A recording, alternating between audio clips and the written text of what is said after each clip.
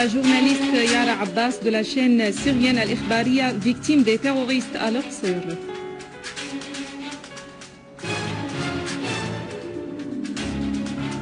L'armée arabe syrienne poursuit son ratissage de la ville d'Al-Qsir et d'autres localités du pays.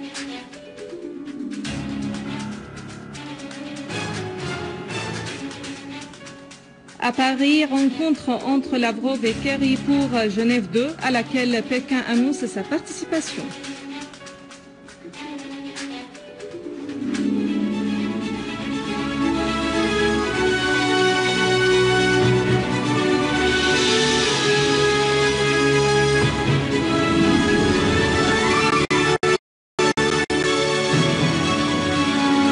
Yara Abbas.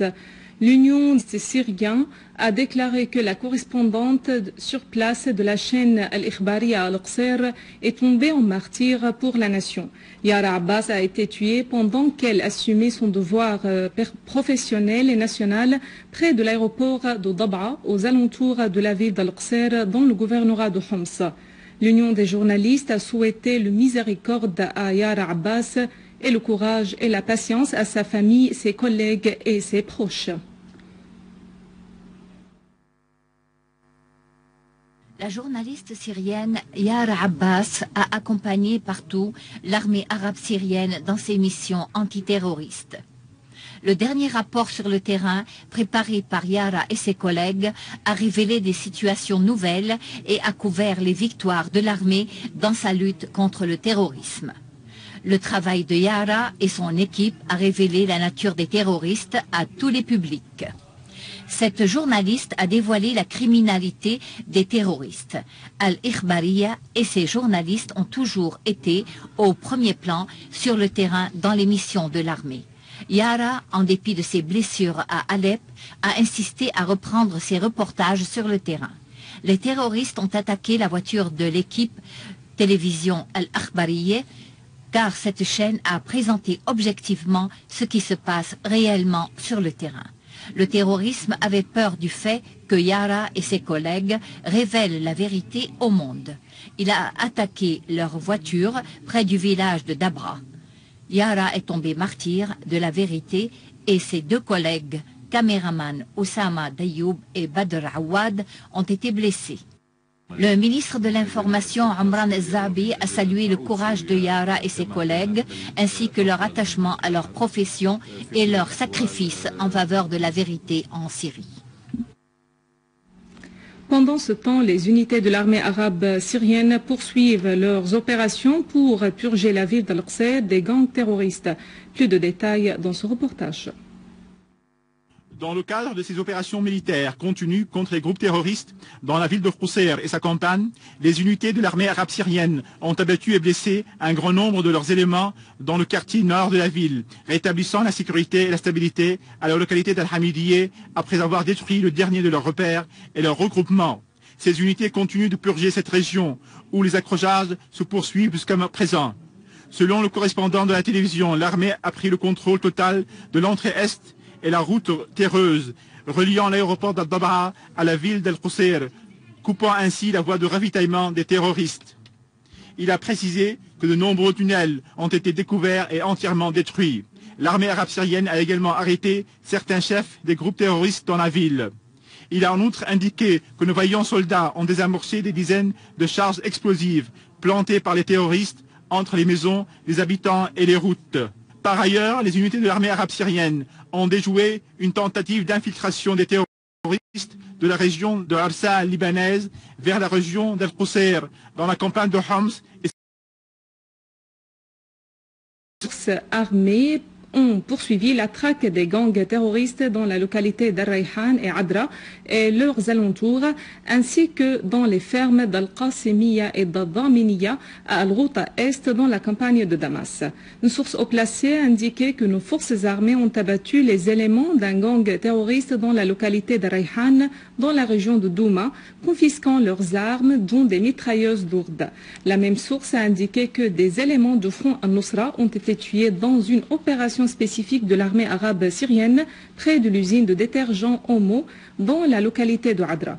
La même source a ajouté que l'armée arabe syrienne poursuit toujours ses opérations antiterroristes dans les fermes d'Al-Qasimiya et d'Al-Daminiya, infligeant de lourdes pertes aux gangs terroristes armés.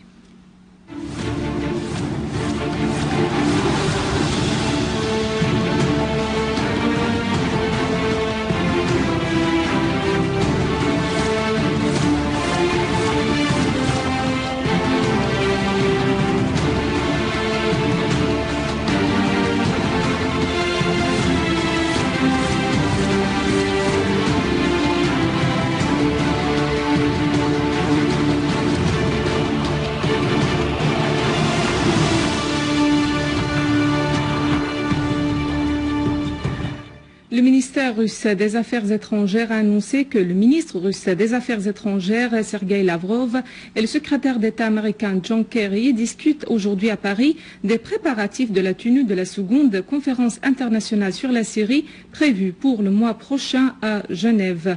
Des sources russes ont précisé que cette rencontre est la sixième entre Lavrov et Kerry depuis le début de l'année en cours, notant que leur précédente réunion à Berlin, Londres, Bruxelles, Moscou et Kiruna avaient porté sur la nécessité de trouver une solution politique à la crise en Syrie. Selon les mêmes sources, l'entente entre les deux ministres au début de ce mois à Moscou a débouché sur un accord pour la tenue de la conférence Genève 2 sans conditions préalables. La partie russe estime que la priorité des préparatifs de cette conférence est de fixer la liste des participants et d'assumer la présence des groupes de l'opposition syrienne en vue de régler la crise d'une manière sérieuse et politiquement. La Chine a pour sa part affirmé aujourd'hui qu'elle soutient tous les efforts visant à régler politiquement la crise en Syrie. Un porte-parole du ministère chinois des Affaires étrangères a déclaré que son pays est favorable à l'initiative de la tenue de la conférence internationale sur la Syrie Genève 2, précisant que la Chine se prépare activement à participer à cette rencontre. Le porte-parole du ministère iranien des Affaires étrangères, Sayed Abbas Araqji, a affirmé que les déclarations du ministre français des Affaires étrangères ne visent qu'à couvrir l'ingérence de la France dans les affaires intérieures de la Syrie. En commentant les récentes déclarations du chef de la diplomatie française, Laurent Fabius, à propos du rôle iranien en Syrie, Araqji les a qualifiées de contraires à la vérité et qu'elles visent à donner un prétexte à une ingérence de la part de la France dans les affaires syriennes. L'ingérence française en Syrie et l'armement de l'opposition ont en fait causé de grandes pertes en vie humaine et en matériel, a insisté le porte-parole iranien, précisant que son pays soutient toujours l'arrêt de la violence ainsi que le processus des réformes en Syrie. Araqji a enfin insisté que l'Iran considère que le règlement de la crise en Syrie se fait par le dialogue national dans un cadre syro-syrien. Voici un rappel des principaux titres.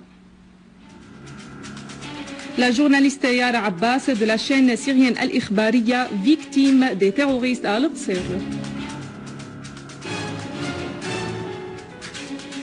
L'armée arabe syrienne poursuit son ratissage de la ville d'Al-Qsir et d'autres localités du pays.